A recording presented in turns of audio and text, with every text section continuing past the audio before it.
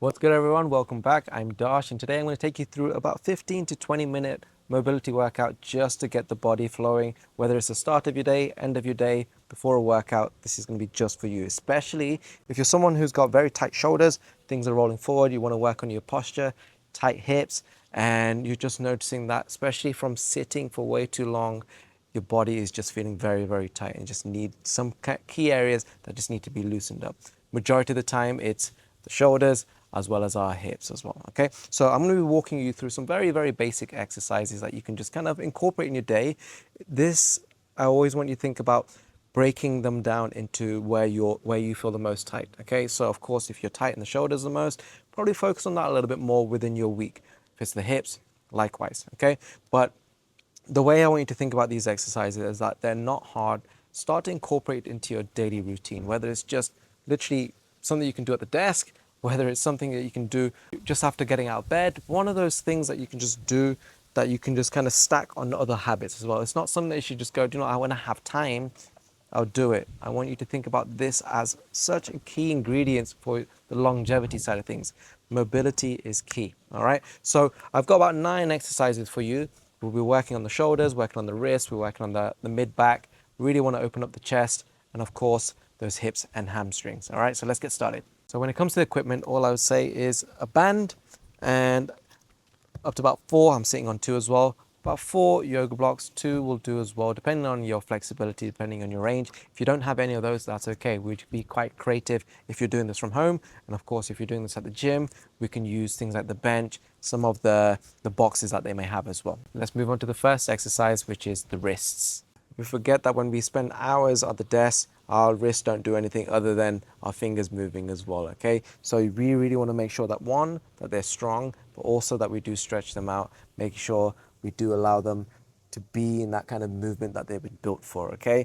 Because if you think about it, weak wrists are, if you were to have a tumble, if you had a fall, the first thing that's going to try and break your fall is the wrists, okay? So we do want to make sure we look after them. So we're going to come onto all fours.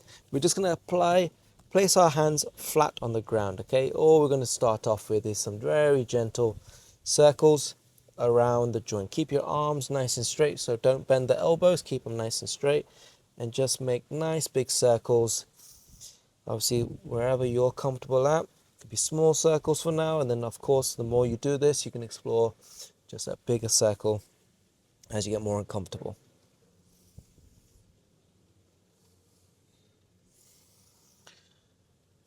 Good. Once you've done this, all we're going to be doing, still keep them the way they are. We're just going to apply a bit of pressure coming forward and back. So the main thing that's going to be moving here is just think about pushing your hips forward, pushing them back.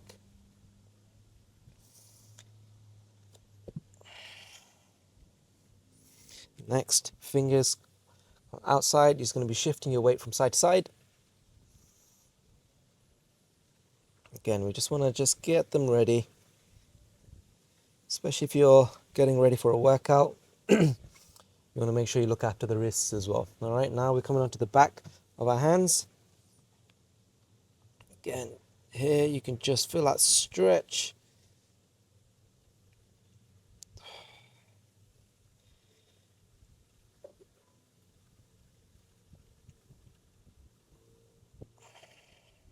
Good. And next up, I want you to think about bringing your fingers towards you. And here you might have to shift your weight forward in order for you to get into this position. And then once you're in this position, shift your hips back. You feel a nice stretch in front of your forearms and that elbow joint as well.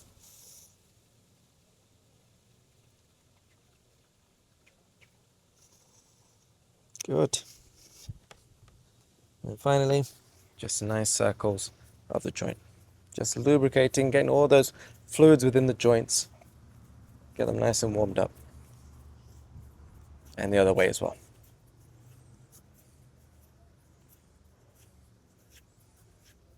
Here I'm going to be showing you 2 exercises.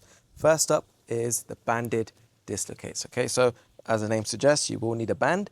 And what we want to make sure, you can do this whilst you're sat on your knees, on your heels, or you can do this standing up. But the main thing is not to allow your ribs to flare out as you bring the band overhead. Okay, so we're going to be working on that rotation of that shoulder, really trying to allow a good range of motion of that shoulder, but whilst keeping the ribs down. So core engaged here as well, okay? So the wider the grip, the easier it is. The closer the grip, the harder it is as well. And of course, we've got a bit of resistance here as well. If you want to challenge yourself a little bit more, one thing you can do if you've got it at home or at your gym is use a pole instead as well, all right? So palms facing down, get yourself a good grip. Arms come over, elevate the shoulders, bring it round again. Don't flare the ribs, keep them down, and then come all the way back round. From here, you want to bring them all the way around, back over, coming back down. So again, up, over, ribs down, back over, back round. Again, once more. Up, round, back round. So you want to aim for about 5 to 6 reps of these. Nothing too crazy. And then we're going to move into another shoulder stretch. Again, using a block, using a chair, using your sofa, wherever it be, just some sort of elevation you will need. From here, place the blocks about shoulder width apart. You're going to walk your hips back. And you're going to sink your chest down to the ground. You want to feel the stretch in your chest, your shoulders, and not too much emphasis in your lower back. Just mainly think about dropping your chest towards the ground. Take a nice inhale. Long exhale.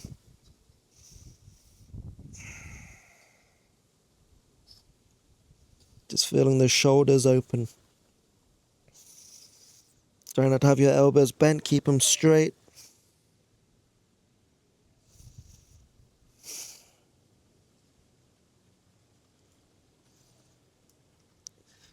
And coming out of that. So that you can play around with in terms of time. You can go from anywhere from 30 seconds to 60 seconds, but making sure you obviously control the breath, because the moment you start holding your breath, the body is thinking it's under tension, so it doesn't want to go any further. It thinks that it's a bit of a, I won't say a threat, but it doesn't feel comfortable going into that range. So you want to think about just controlling the breath, keep it relaxed. That way you can go a little bit deeper there. All right, let's go to the next one. Next up is the butcher's block. Okay, so here you will need some sort of elevation, whether it's on your sofa, a chair, whatever it may be, just some sort of elevation. Okay, you will also need a band. The band is to actually stop our elbows from flaring out. Okay, this you'll feel in your shoulders, you'll feel it in your lats, which are here on the side as well, and you'll also feel it in the triceps. So what we're going to do with the band, we actually don't want it just be one loop, we want it to be 2 loops. And the way we do that, once it stops moving around, we actually want to think about turning it into like a figure 8, and then getting it into a double loop there. Okay, from here, what we're going to do, let's get our arms in there. So you got a bit of resistance. So you imagine here, we want to try and keep our elbows in. What we're going to do here is place the blocks about shoulder width apart. Okay. And next, we're going to be placing, I will actually need another block. And you'll need some sort of block in between as well, okay? So, from here, if you don't have a block, what you can do is use either a bottle, whether you've got like a big speaker, wherever it may be, just have that in between your hands. Next, you're going to be placing your elbows on the blocks. Walk your hips back, and now sink your head down between your arms. From here, think about bringing the block towards your head. Start to feel that stretch. Again, the band is there to keep the elbows in.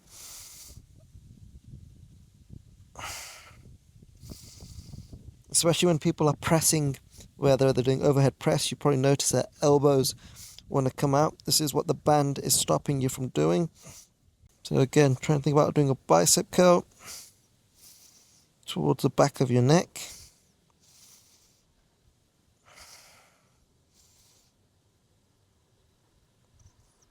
And coming out of it.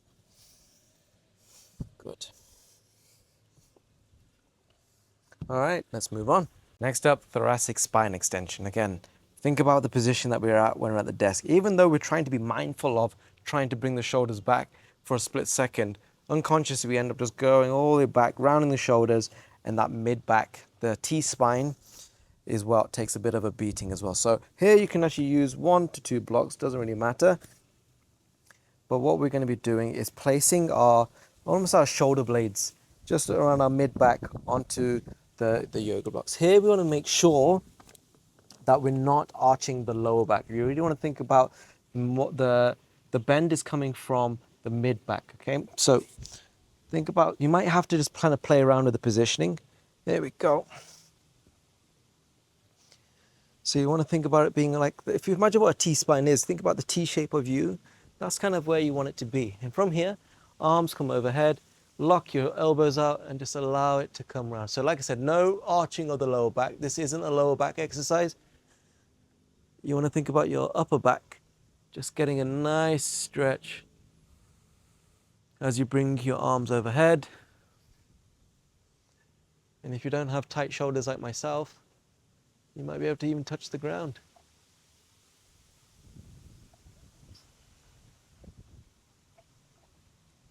And you want to slowly come up, back down. So you're going to perform about 4 to 5 reps of this. Trying to get deeper and deeper without arching that lower back. Coming up, back down, back up, back down. And just relax into this.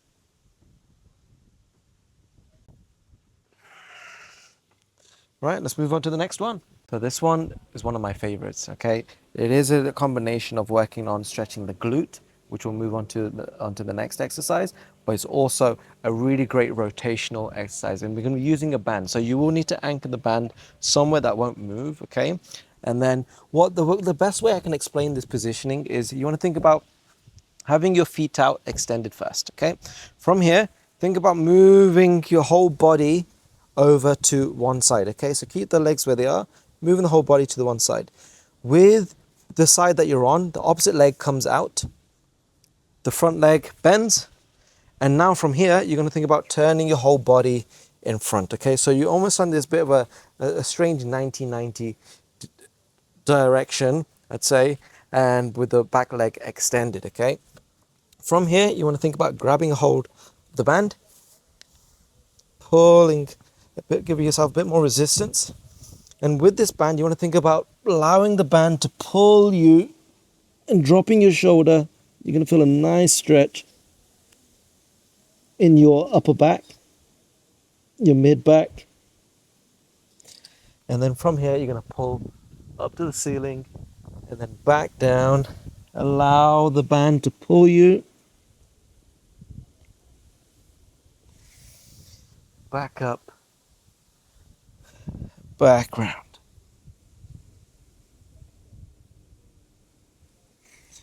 So you want to do about 5 to 8 reps, both sides. Again, wherever you're comfortable. If you want to feel like you want a bit more of a deeper stretch, just pull yourself out a little bit further and really allow yourself to be pulled in by that band. But make sure you do both sides. Again, bit of an unusual setup, but just make sure that the front leg is almost across the body, okay? Rather than, I guess, when you're thinking like a pigeon, which we'll be moving on to next, where it's in front of you, okay? I want the thigh to be across the body. All right, talking about pigeon, let's move on to the pigeons. I'm going to show you 2 variations. One will be passive, which means that we're just going to be kind of sitting in the stretch to open up the hips.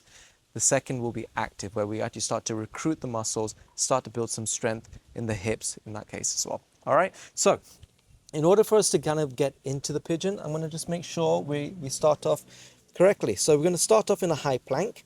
And when you think about bringing your knee in as far as possible, drop the knee, drop the foot, and now allow your hips to drop back, okay? Use your hands for support if need be, okay? And what we're going to do is, if you feel like you want a deeper stretch, you're not quite feeling it here, what you want to do is try and bring the foot out. I'm not quite here yet, so that's why I have my foot further in. If this is really impossible, you're thinking this is causing a lot of pain, what I would suggest doing with a block, place that underneath your bum. That way you can sit up right better, okay? So this is a passive stretch. We're just gonna sit here for a bit, okay? Just feel the kind of stretch in the hip.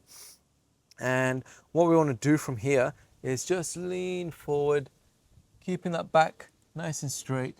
Feel the stretch, coming back up, okay? And of course, you feel like you want a bit more of a deeper stretch. I'm gonna get rid of this block. Just bring the foot out. You'll really start to feel that hip open, wanting to, or struggling a little bit more. And you want to try and do the same good mornings without rounding that back. So I mentioned this is a passive stretch, which we can just sit here for a little bit. Active is where we start to push the knee into the ground, really activating the bum muscles and holding this position, okay? Again, this is where we start to differentiate flexibility and mobility, which is the strength side of things. We don't want to be passive, we want to be active here. Start to recruit those muscles, start to build some strength in the weak areas. From here, we want to think about bringing the chest forward, back up. So aim for about 5 to 8 reps each side. After a bit of a stretch, or passively, you can do about 30 seconds there on each side. Make sure you swap over.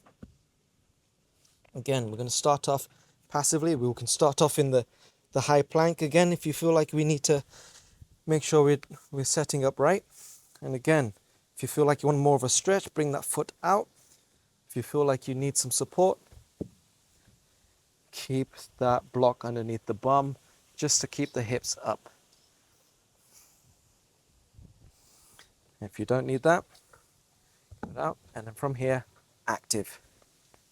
If you're struggling with being active, just stay in the passive position, just hold that stretch, okay? But from here, coming forward, back down. As long as you don't go as far as you can without rounding, and then really think about squeezing the bum, come back up, down, back up. Beautiful. Now, if that's a really big struggle, there is another variation you can do to really stretch out the glutes, is coming onto your back. You want to think about, this is a figure 4 stretch where you can actually place your right ankle on your left knee. Okay, really think about opening up the hip already here. Now, if this is already tough, stay here, okay? If you feel like you want to go a little bit deeper, right hand goes through the hoop, okay? Left hand comes and meets it. From here, you want to think about pulling the knee close to the chest, okay? Whilst with your right elbow, think about pushing that right knee out and bring it in. So if you can't do the pigeon, start here. And making sure you do both sides. So left foot, right knee, left hand goes to the hoop, right hand comes and meets it, pulling it towards you. And I'd say just doing 30 seconds each side is perfectly fine. But you want to think about using your elbow to push the knee out whilst pulling the opposite side knee closer to the body. Beautiful. Hamstrings. So you will need a band for this as well. We're going to be doing each leg individually because sometimes, and majority of the time, our hamstring flexibility isn't the same in both legs. So we want to isolate each leg at a time. I would aim for about 10 reps for each leg, okay? But you will need that band in that case as well, okay? So the way we're going to do this is you're going to be placing the band underneath one foot. That front leg stays completely straight.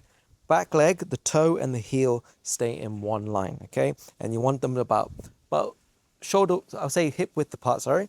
And the more resistance you have, the more the band is going to pull you down towards the ground, okay? So what you're going to think about doing is rather than rounding your back, I want you to think about, well, imagine there's a car door behind you. I want you to think about shifting the hips backwards, like hinging the hips and dropping the chest towards the ground, trying to keep it parallel as you can towards the ground. You can feel a nice stretch on the back of the leg. And from here, I want you to think about squeezing the bum. Okay, that's the way it's going to protect the lower back to bring yourself back up. Okay, so this way we're not just sitting in a hamstring stretch. We're actually thinking about the range of motion and building some level of strength here. So allow the band to pull you down as far as you can without rounding. And from here, squeezing the bum, bring yourself back up. Okay, so we're going to do both sides. If you want more resistance here, what you got to do is just grab the band a little bit lower. Okay, here you got more pull, but again, as long as you aren't rounding your back, then you can move on to the obviously a difficult progression in that sense. But the way you got to think about it, again, toe in line with the heel, hip width apart, send the hips back, so you're hinging from the hips, not rounding. So the emphasis is on the hamstrings and the glutes rather than your lower back. From here, squeeze the bum, bringing it back up, back down, keep the hips facing forward, keep looking forward, squeeze the bum, bring it back. So at all times, just make sure that leg is completely straight. Okay, no micro bend. Of course, if it's very, very tight, a slight bend is okay, but nothing, I would say don't go as low. So what I mean by that is don't go as low as here if you're very tight. I'd say go as far as you can without rounding, okay? That will allow you to just explore that range, and over time you can get lower and lower. All right, next up, we're moving on to the calves. So you're going to want 2 blocks for this, okay? If you don't have blocks, you can actually use a book. You can use 2 books, and I'll show you the setup, okay? So first one goes down completely flat, okay? And the other one goes on a slant on the previous block. From here, what you're going to be doing is placing your foot, mainly the balls of your feet, on the block, okay? It puts your toes in dorsiflexion, so the toes will be facing you. From here, what you're going to be doing is keeping the leg completely locked out, and you want to shift your weight completely forward. You're going to feel a nice stretch in the back of your calves, and you want to think about lifting the toes up even more towards you. If you want to do this against the wall, you can do so if you need some support, but you really want to think about getting a nice stretch behind the knee by bringing your body weight forward, keeping the heel on the ground, and trying to, the toes won't come off, but you want to think about pulling those toes back for even more of a stretch with that locked knee.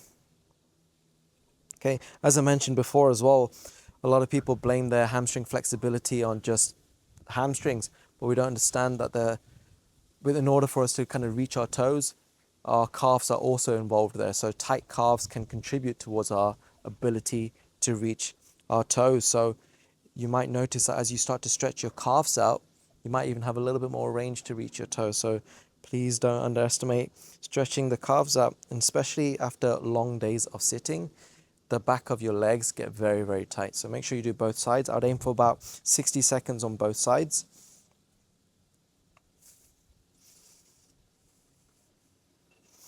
And again, bring that one leg forward, keep that back leg, so the one leg being stretched, completely locked out. And again, if you need a wall, you can do this against the wall as well. But really think about lifting those toes, feel that stretch behind the knee, in the calves. That's where we want it to be. So I'll show you there. Just moving my leg out so you can see. Lift the toes. Bring the body weight forward. And you feel that nice stretch in the calves. And there you have it, guys. Really simple exercise that you can do from home, you can do from at the gym, wherever you are. Start to incorporate these into your routine. Again, think about it. You can do these just after waking, just before bed, before training, whenever. They are very straightforward, very minimal equipment required from as well. Really start to take this seriously as well, because if any of those were quite challenging as well, you can imagine those areas of the body just need a little bit more attention as well. So start giving it the attention it requires, because if it's struggling right now, without addressing them, it's not going to get better on its own. So really start to focus on that, because if there's tightness in the shoulders, again, everything's just going to start rolling forward. Posture is affected as well, and that may lead to just possible effects in the future as well. So really start to take this stuff seriously as well. But honestly, very grateful for you joining me during this mobility. I hope you can share this video if there's any specific exercise that you're after. fire them in the comments as well. Give this a like, subscribe, and until next time.